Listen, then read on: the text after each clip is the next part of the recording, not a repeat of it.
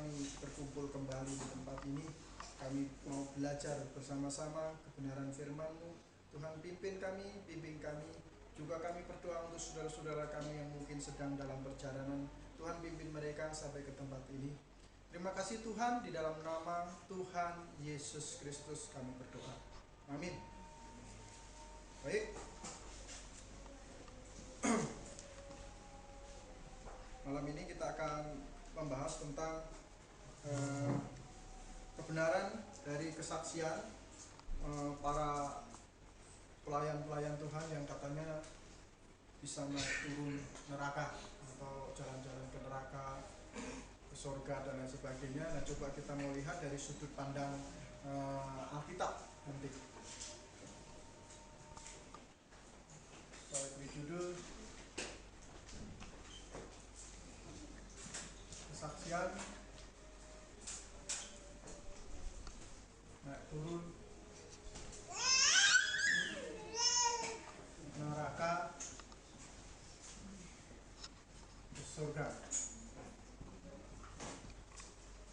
Nah, tema malam ini harus kita pahami dengan benar, dengan detail,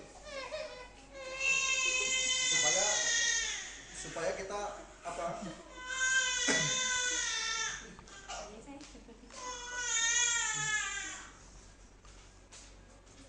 kenapa aku cincin?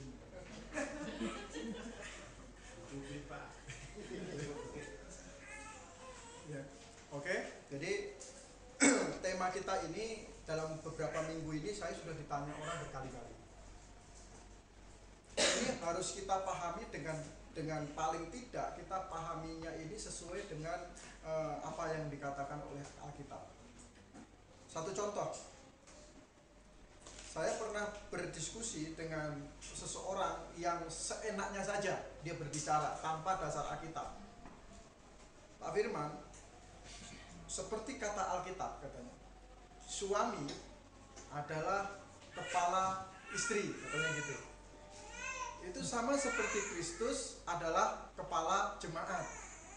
Dia tambahin lagi, sama seperti Allah kepala Kristus, katanya begitu. Waduh. Jadi Kristus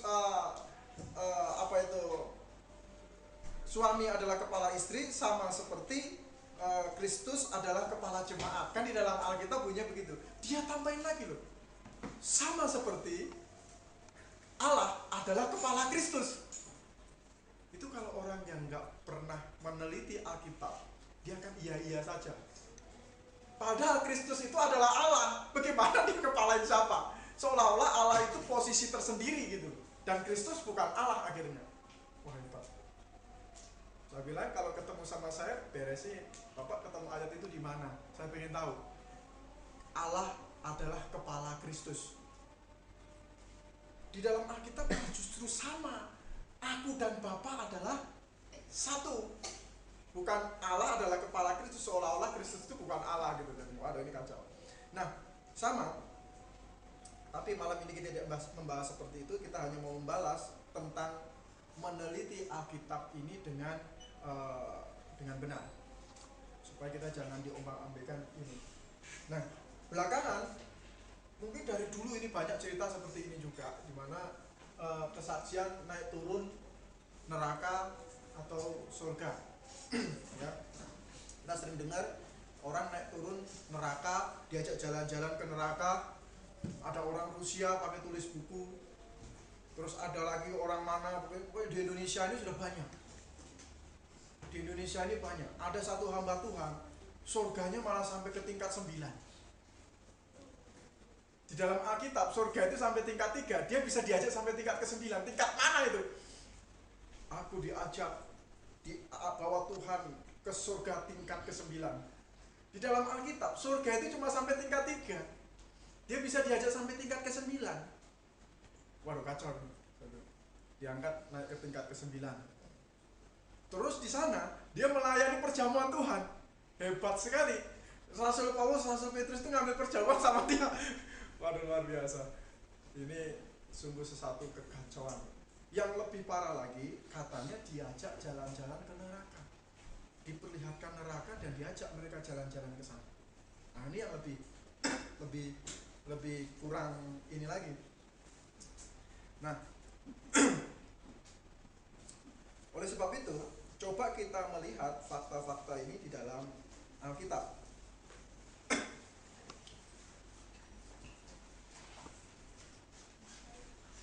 Pertama, di dalam Alkitab tidak pernah ada fakta yang mengajarkan bahkan atau memberi contoh atau yang mengajarkan bahwa orang-orang yang sudah dibawa ke neraka bisa pulang lagi. Itu tidak ada. Tidak ada contoh bahkan pengajaran yang berkata bahwa kalau orang itu sudah dibawa ke neraka boleh pulang lagi ke dunia. Itu tidak ada contoh seperti ini. Iya. Yang diajak jalan-jalan ke neraka, bahkan detail sekali seolah-olah di situ ada si anu katanya hebat sekali. Kemudian dia bisa pulang lagi. Itu tidak ada di dalam Alkitab. Yang ada kalau sudah masuk sana udah nggak bisa apa-apa lagi. Kita coba membukanya dengan melihat di Lukas pasal 16 tentang orang kaya ini ya. Kisah tentang orang kaya.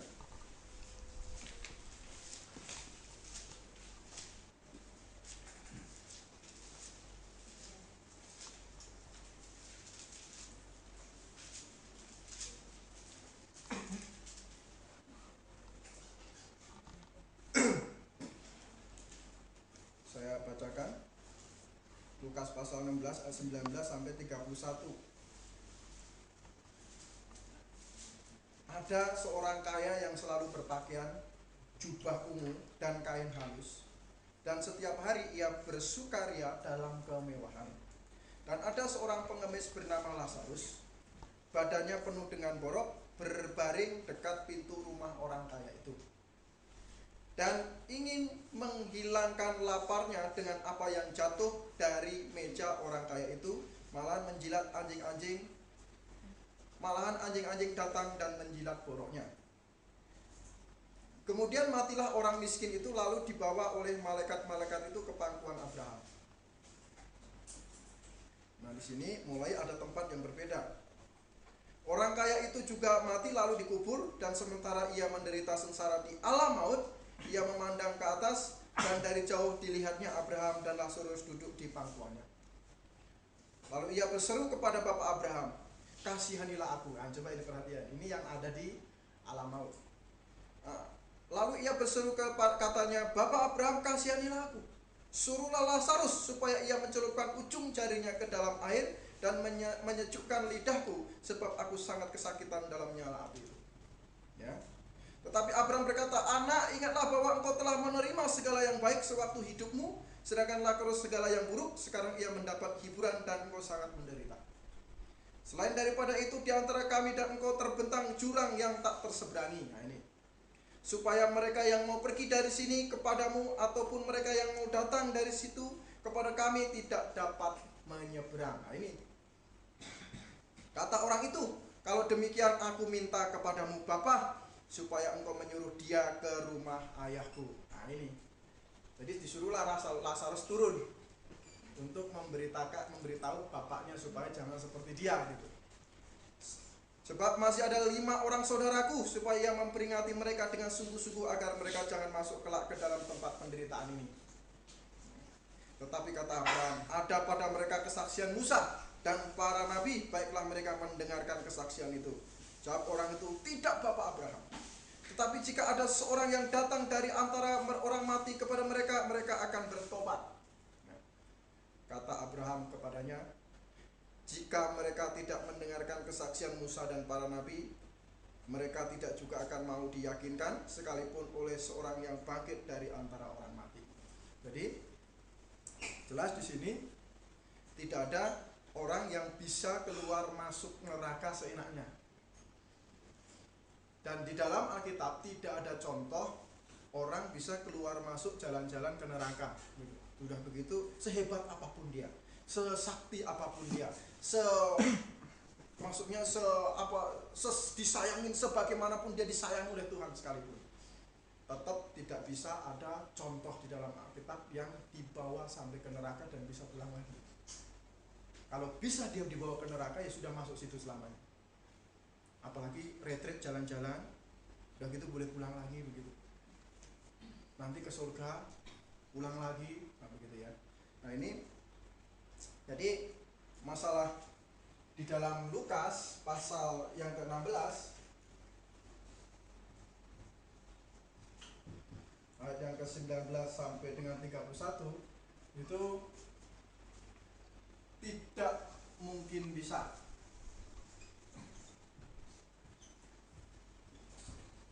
Kalau ada seseorang yang bisa dibawa oleh Tuhan ke neraka terus dibawa balik lagi ke sini, itu berarti sebenarnya bukan pakai Alkitab ajarannya, pakai cara yang lain.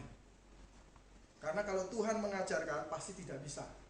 Itu adalah tempat penghukuman, bukan tempat retreat, bukan tempat jalan-jalan. Semua orang sudah tahu itu masalah di situ. Bahkan iblis pun itu ketakutannya luar biasa, sampai dia bilang belum saatnya, katanya. Belum saatnya tuh, katanya, kata iblis. Jadi begitu takut tempat itu. Kok ada orang yang bersaksi katanya bisa diajak jalan-jalan oleh malaikat atau oleh Tuhan dan lain sebagainya begitu. Nah itu jadi pertama tidak mungkin karena Alkitab tidak mengajarkan fakta itu. Kemudian juga melanggar doktrin penghukuman, karena penghukuman itu adalah kekal. Jadi penghukuman itu tidak ada tempat space tempat untuk jalan-jalan misalnya, untuk lihat-lihat, itu tidak ada. Itu tempat adalah tempat penghukuman. Jadi sekali masuk situlah gitu. Tidak ada jalan untuk rute untuk ini, untuk jalan-jalan untuk orang lihat gitu, tidak ada begitu. Nah, ini yang fakta yang kedua. Jadi itu tidak mungkin. Kemudian fakta Alkitab tidak mendukung.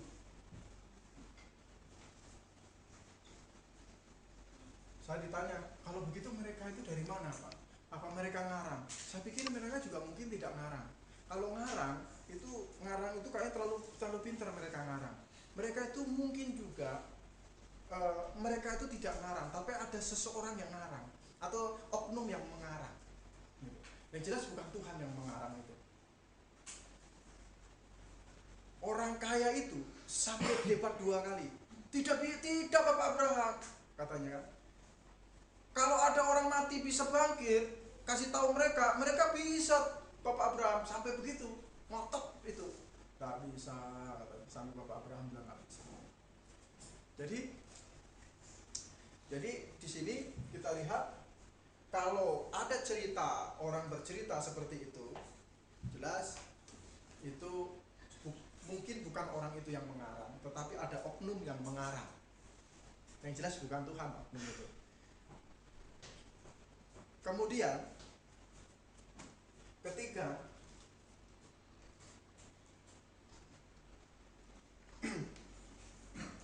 mereka ini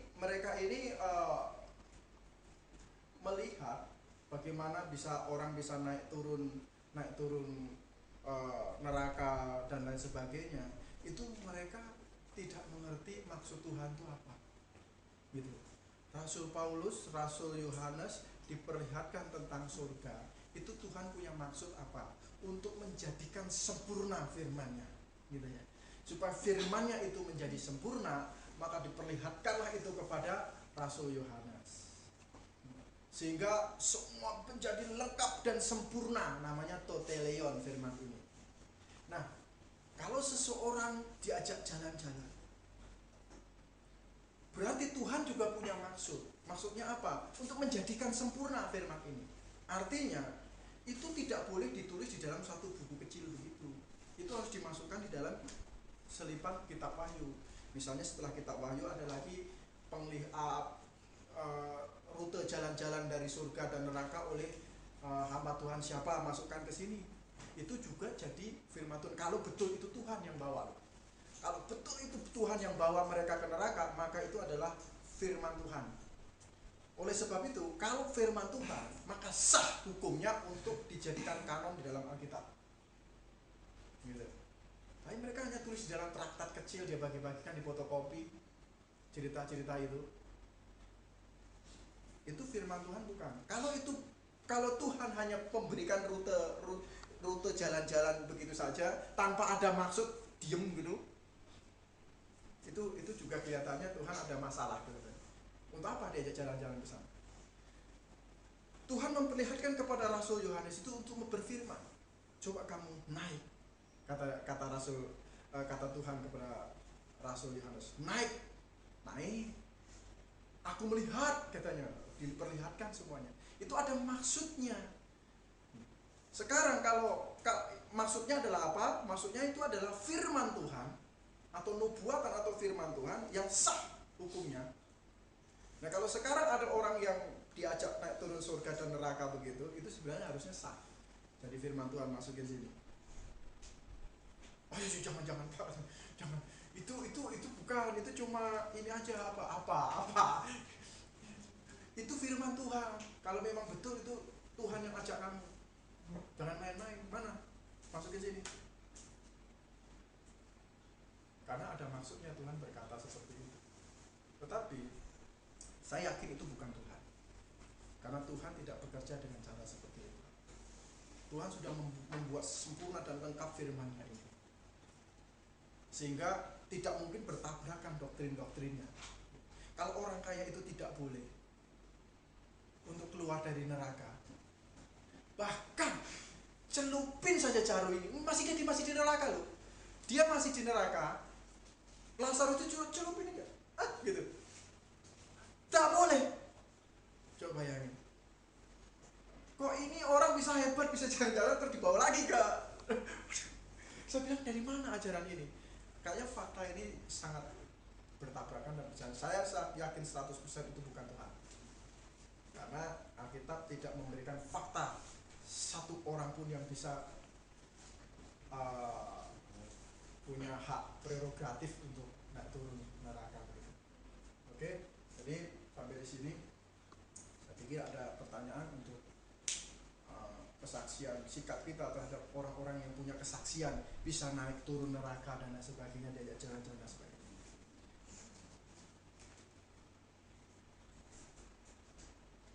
Nanti beberapa waktu, kalau waktunya tepat, kita akan membahas tentang neraka, apa itu Sheol, Hades, Gehenna, dan Tartaros, Abiusos, dan lain sebagainya. Nanti kita akan bahas untuk hal-hal ini yang lebih detail lagi, supaya kita lebih bening lagi mendengar kesaksian-kesaksian itu bagaimana.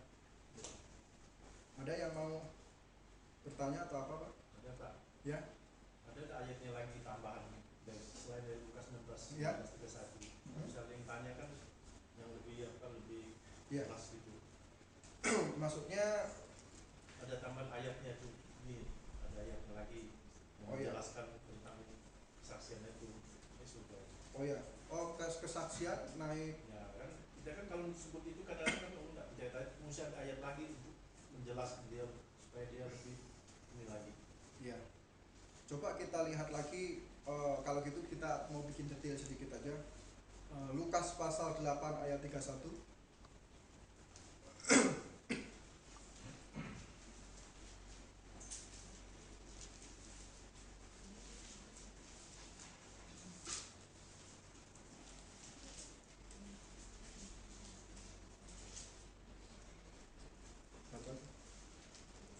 Lukas pasal 8 ayat yang ke-31. Lalu setan-setan itu memohon kepada Yesus supaya ia jangan memerintahkan mereka masuk ke dalam jurang maut. Ya. Ini jurang maut ini abiusos, bahasa Yunaninya abiusos. Di jurang maut. Setan jangan dulu dimasukin situ saja, belum waktunya gitu. Nah, terus kita coba lihat 2 Petrus pasal 2 ayat 4.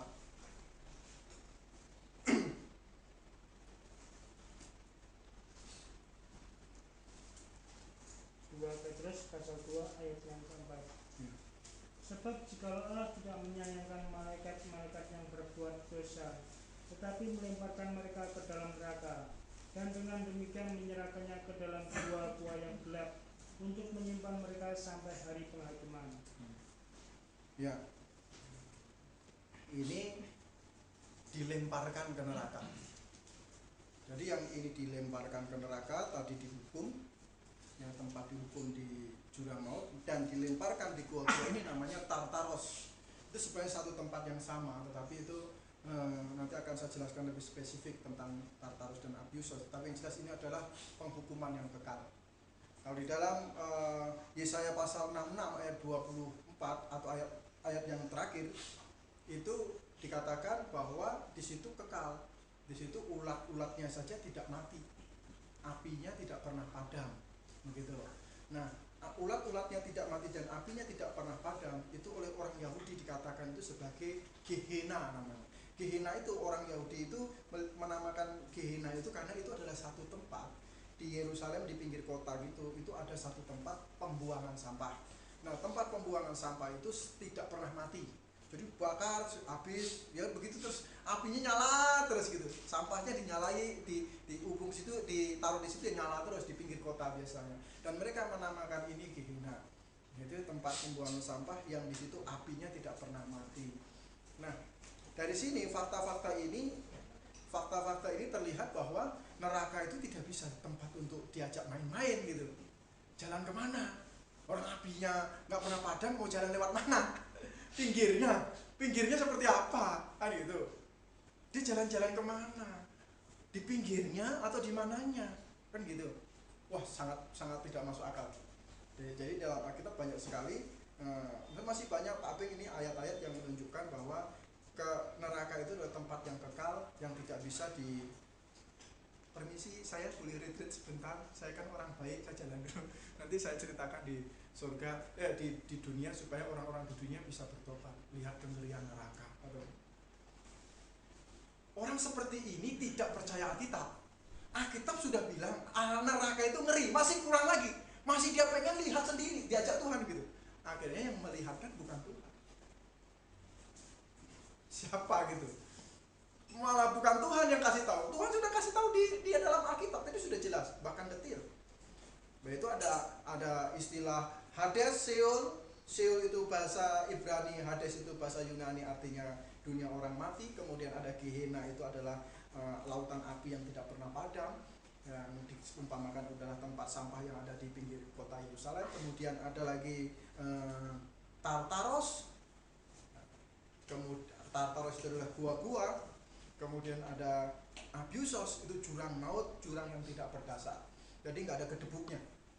Kalau orang sudah dilempar ke situ nggak ada gedebuk gitu, itu ada dasarnya. Kalau gedebuk itu, ini tidak ada gedebuk. Jadi begitu terus dan terbakar.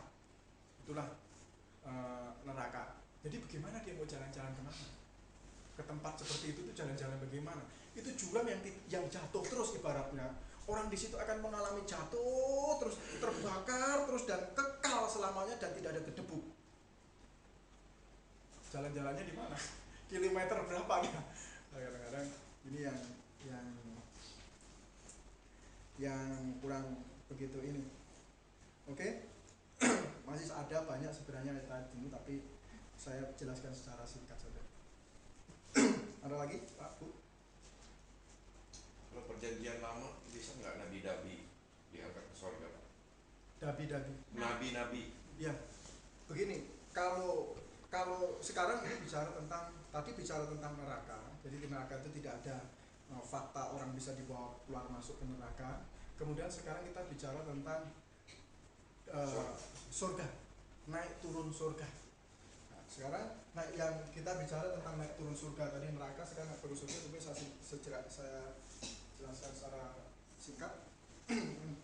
Pertama, di dalam Alkitab surga itu bertingkat 3, tidak ada tingkat 7. Tidak ada tingkat 7. Kalau Nabi Muhammad tingkat ke-7, maka kitabnya berbeda. Kalau Alkitab mengajarkan sampai tingkat ke-3.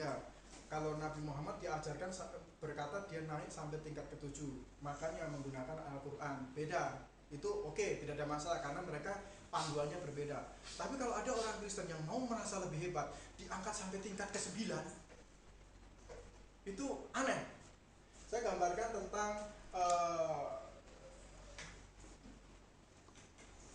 alam semesta di dalam Alkitab. Ini bumi.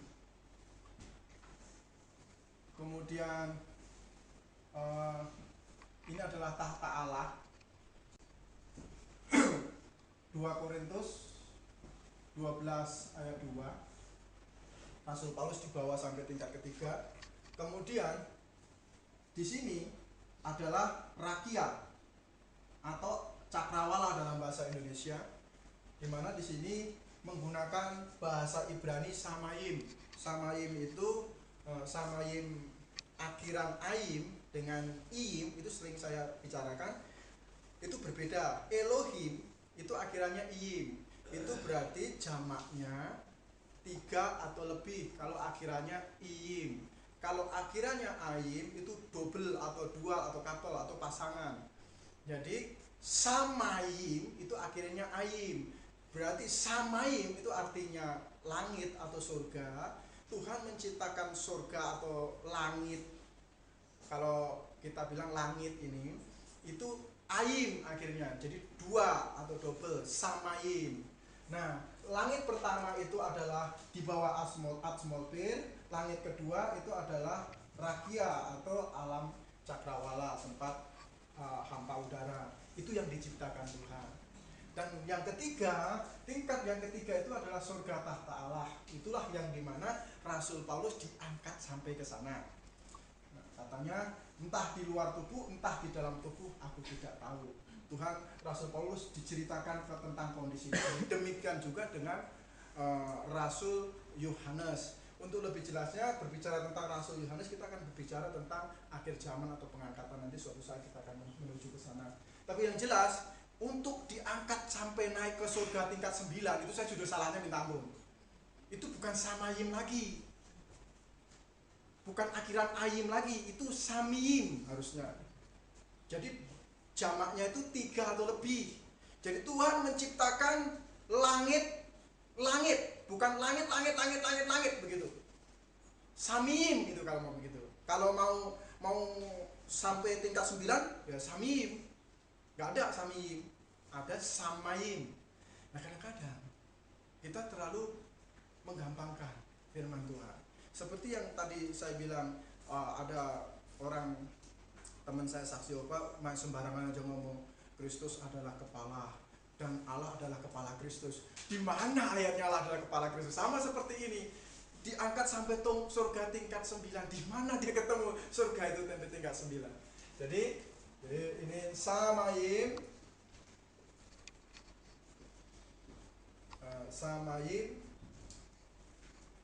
Elohim. Kalau Elohim itu Allah, makanya Elohim itu im. Itu sudah dikasih akhiran im oleh Tuhan alam semesta. Tuhan itu sudah mengajarkan ketritunggalan itu sudah jauh-jauh hari sebenarnya, menggunakan istilah Elohim ini, bukan Elahim. Kalau Elahim 2 halahnya, Elohim, jadi im. Nah, kata im ini menunjukkan gabungan Allah yang Tritunggal. 3 itu menjadi 1 di dalam 3, atau 1 kali 1 kali 1 kali 1, bukan 1 tambah 1 tambah 1 tambah dengan 3 gitu.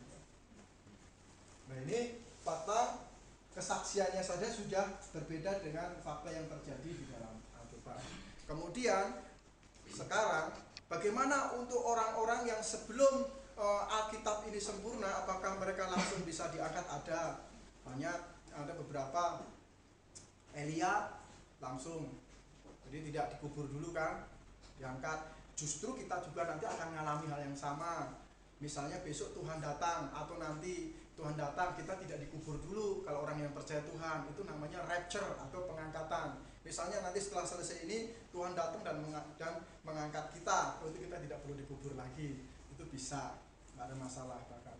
Nah, tetapi kalau pakai jalan-jalan terus turun lagi, terus pakai cerita yang aneh-aneh lagi, nanti istriku ada istrinya juga dia, yang ini, dimana saya akan melayani perjamuan kudus di surga. Namanya saja sudah beda, perjamuan kudus di surga. Jadi Rasul Paulus ngambil perjamuan sama dia, Rasul Petrus ngambil perjamuan sama dia, kan lucu ini. Yang namanya perjamuan itu yang melayani anak domba loh, nggak ada lagi, siapa lagi nyuruh orang gitu. Anak domba yang ada di dalam tahta itu katanya. Kalau kita lihat kitab Wahyu kan itu jelas sekali. Jadi itu fakta-fakta yang sebenarnya naik turun surga itu ceritanya saja sudah seperti cerita yang dongeng yang nggak jelas, tidak seperti cerita yang nggak jelas. Kalau kita tidak belajar Alkitab dengan benar, mungkin cerita itu asik. Haleluya, tepuk tangan. Haleluya, tepuk tangan. Ketemu malaikat, ketemu Rasul Petrus, ketemu Rasul Paulus, mukanya penuh berseri-seri dan gembira. Haleluya. Ya jelas, lihat di dunia ini kita lagi sedih-sedih, susah-susah, usaha bangkrut, usaha susah misalnya. Lihat cerita begitu Rasul Paulus mukanya berseri-seri luar biasa. Wah, kita kayaknya gimana gitu ya. Nah, tetapi ada berbahayanya kalau cerita itu tidak nyata gitu. Atau tidak ada fakta-fakta Alkitab yang mendukung dengan gitu. Oke. Ada lagi? Ini mau nanya tempat Yesus benar. Apa itu? Si siapa tadi mau nanya? Ya, apa? Yesus, saya nanya ini. Apa Di itu? sini tulis hukum bagi orang yang bersaksi tentang surga atau neraka. Bagaimana sedangkan maksud mereka itu baik? Iya. Nah itu. Iya. Ya, sebenarnya mereka ini bukan bicara masalah kalau sudah bicara tentang firman Tuhan, itu bukan bicara masalah baik atau jahatnya. Bicaranya masalah benar atau salah. Bukan bicara baik atau jahat. Kalau bicara baik atau jahat, itu yang menghakimi hanya Tuhan. Kita bilang itu baik maksudnya, belum tentu loh. Kalau di mata Tuhan jahat bagaimana? Kita kan nggak tahu. Jadi bicaranya bukan baik atau jahat, itu urusan Tuhan baik atau jahat. Urusannya benar atau salah. Kalau benar itu sudah pasti baik di mata Tuhan.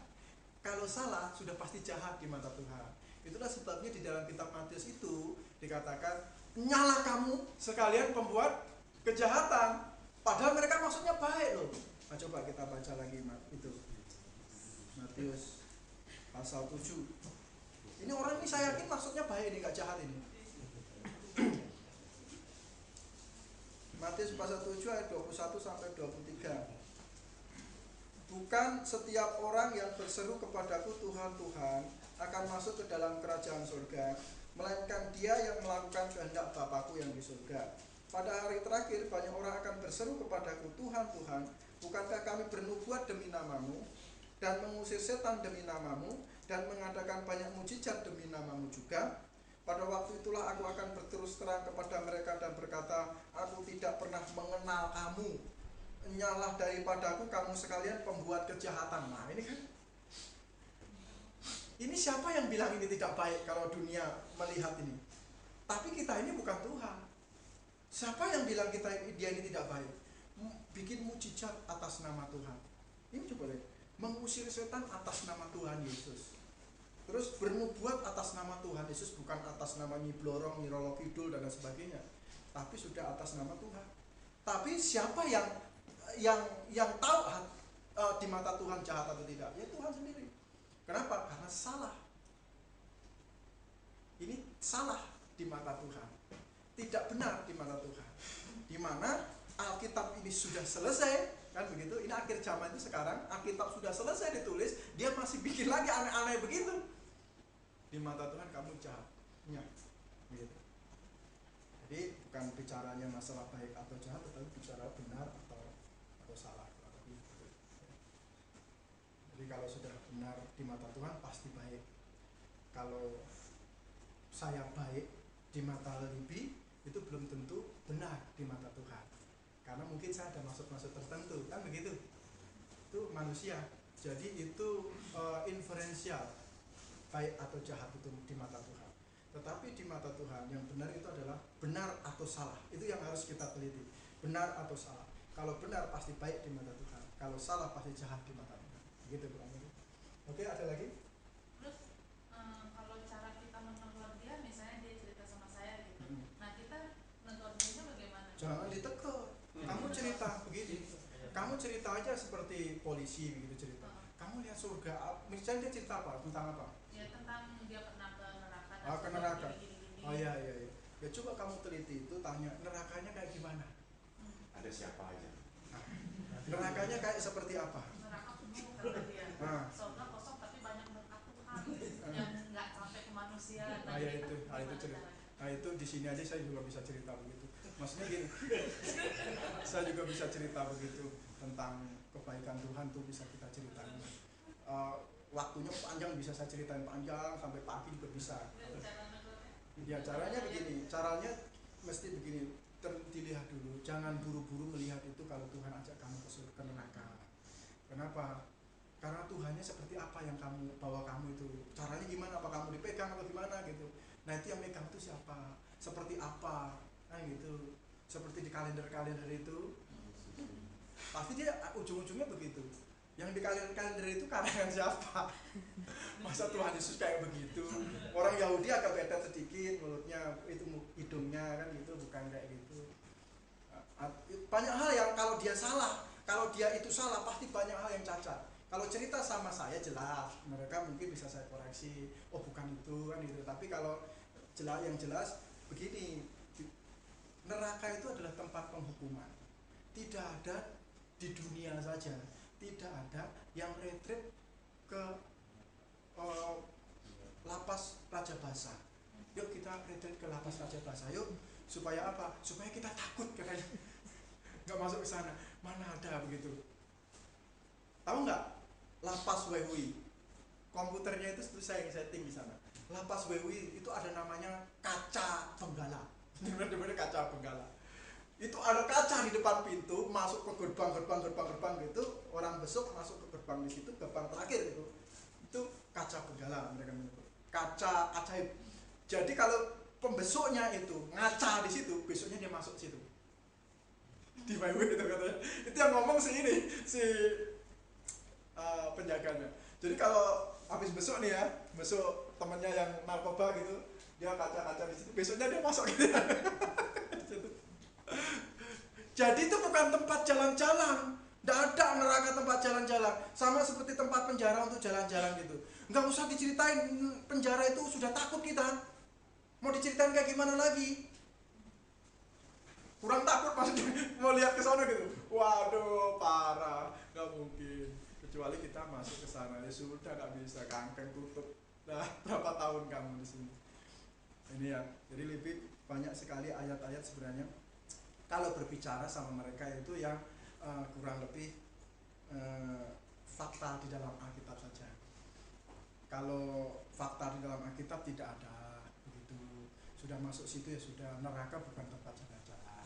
Kamu jalan-jalannya di mana? Ada jalan ke atasnya, apa pinggirnya, atau mananya? Apa dari jauh pakai teropong? Kan begitu. Kalau pakai teropong mungkin masih masuk akal. Kalau nerakanya sebelah sana di teropong gitu. Coba kamu teropong sebelah sana ada siapa?